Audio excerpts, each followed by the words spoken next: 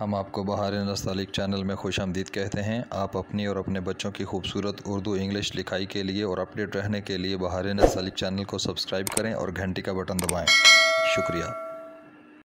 बिस्मिल्लाहिर्रहमानिर्रहीम। आज के सबक में हम एन के साथ लाम अलिफ ला पढ़ेंगे।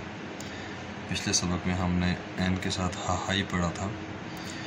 इस सबक में हम एन के साथ लाम अलिफ ला पढ़ेंगे। तो इसको कहाँ पे लिखेंगे? ये जो हमने इस है की ये मत बनाई, इसके सेंटर में इसको लिखेंगे।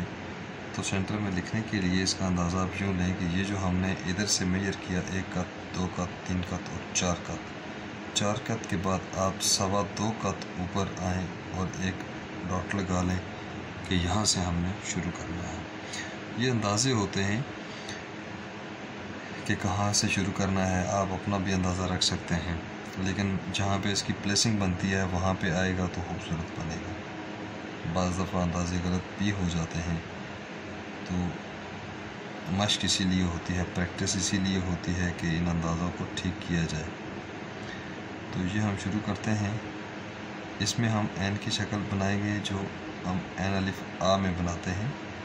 और ये आप देखें कि जौन से लफ्ज़ों की शक्लें जौन से एन की शक्ल के बाद लफ्ज़ ऊपर की तरफ जाते हों, उनमें एन की शक्ल ये वाली पड़ती है। और जिसमें लफ्ज़ ऊपर ना जाते हों बल्कि नीचे आते हों या टेढ़े रुख पे आते हों, उसमें एन की शक्ल नुक्ते वाली बनती है। अब देखिए, इसमें एन की शक्ल आप बनाइए, एन अलिफ आ वाली।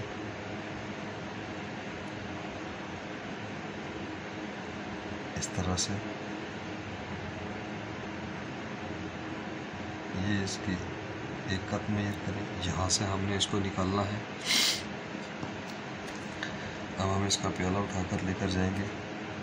यहाँ से हल्की सी जुम्बश के साथ इस तरह उतारेंगे। सीधा उतारेंगे तो नीचे से भारी हो जाएगा। उसको हम हल्की सी जुम्बश के साथ उतारते हैं। ये जुम्बश थी, ये इसका प्याला बनाया और यहाँ से फिर इसको आप ऊपर ले जाएं, लाइन से बहुत मामूली सा ऊपर तक।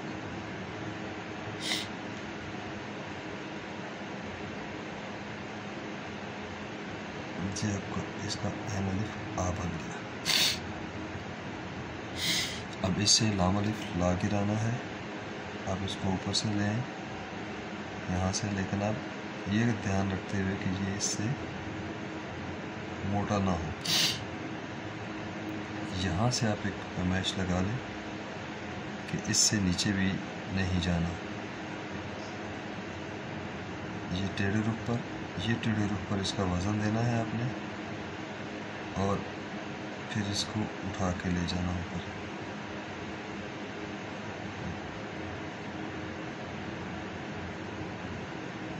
यहाँ से इसको टेढ़े रुख पे आएगा ये।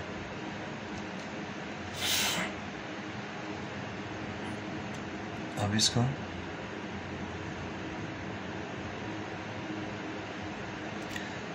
लाम अलिफ ला में अलिफ डालना है, तो अलिफ डालेंगे इससे थोड़ा सा नीचे रुख पे और उसी तरह से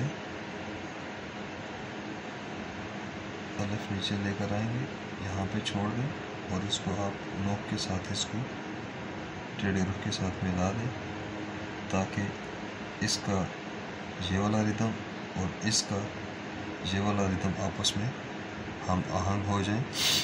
और ये अलिफ थोड़ा सा ऊपर होता है, ये थोड़ा सा नीचे होता है।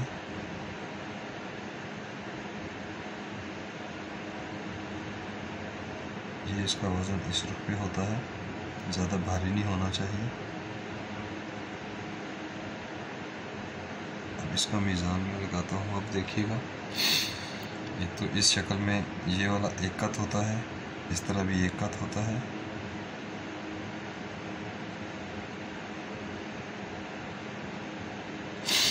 और अगर इसका ये मेजर करेंगे तो ये 2 कत होगा।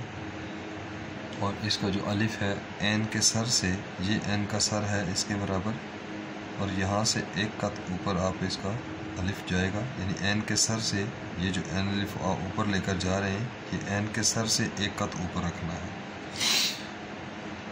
और यहाँ से एक कत प्याले से नीचे लाम अलिफ ला का नीचे वाला कुंडा डालना है और दोनों लाम अलिफ ला के बीच में पौने कत का फासला, ये वाला पौने कत का फासला रखेंगे। ये एन लाम अलिफ ला का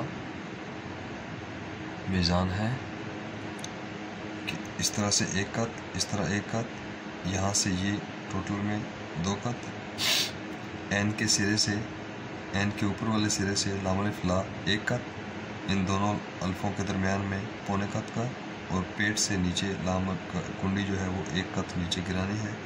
ये इसका मीज़ान है। अब देखिए इसको बनाते हुए क्या गलती हो जाती है, मुख्तलिफ हो जाती है। बाज़ दफ़ा इस एन को इसके नज़दीक कर दिया जाता है। कुछ दोस्त अब देखिए ये गलती होती है, बहुत कम दोस्तों में शायद होती हो, वो ये कि जब वो एन के साथ ये एन की शक्ल बनाते हैं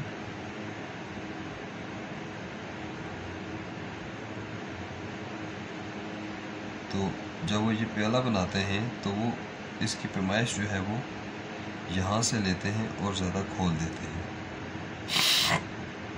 इसकी पैमाइश यहाँ से लेंगे तो थोड़ी सी कम आ जाएगी, आगे से लेंगे तो ज़्यादा खुल जाएगा। गर्दन का लाजमी ख्याल रखना पड़ता है। ये इसकी एन की इस शक्ल की मैन जो है वो गुर की बात है, ये ठीक होगा तो ठीक हो जाएगा।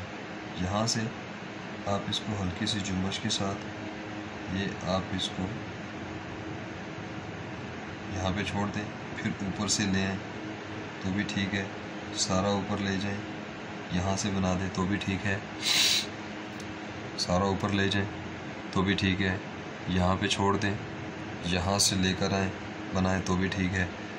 सिंपल बात फार्मूला ये याद रखें कि आपका लफ्ज़ जो है वो खूबसूरत होना चाहिए। देखिए ये आपने एन की शक्ल बनाई,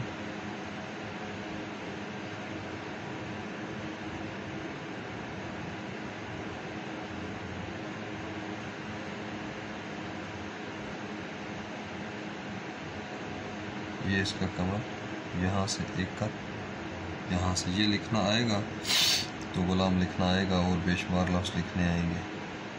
तख्तियों का मतलब भी यही होता है कि तख्तियाँ लिखने के बाद हमारे अल्फाज जो हैं वो ठीक हो जाएं।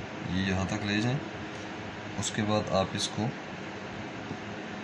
यहाँ से नीचे गिराएं, लेकिन अलिफ को ज़्यादा मोटा नहीं करना और यहाँ पे आके छोड़ देना। उसके बाद ये आप लगा लें, मीज़ान पहले से लगा लें कि यहाँ से मैंने ज़्यादा नीचे भी नहीं जाना। अब टेढ़े रुख पे आप इसको इस तरह से इसकी कुंडी बना दें और ये इसका वज़न डाल दें, ये यहाँ से फिर उठा दें इसको।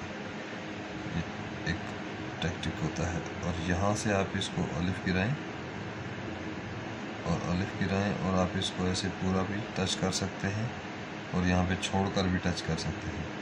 छोड़कर टच करेंगे तो ज़रा ये देखिएगा नफासत के साथ टच होता है, और अगर सारे का सारा टच करने की कोशिश करेंगे तो यहाँ से ये देखें अलिफ कितना मोटा हो गया है। तो ये जहाँ से कलम रखनी पड़ती है, जहाँ से उठानी पड़ती है, उन चीज़ों को भी ध्यान दिया करें तो बड़ी मदद मिलती है उनसे भी कि मैं कलम कहाँ पे रखता हूँ, कहाँ से उठाता हूँ, जोड़ कहाँ से बनाकर जोड़ छोड़ देता हूँ, फिर उसको टच करके जोड़ता हूँ।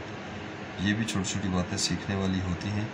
इस तरह से करेंगे तो आपकी सिखलाई में आसानी और जल्दी भी आ जाएगी।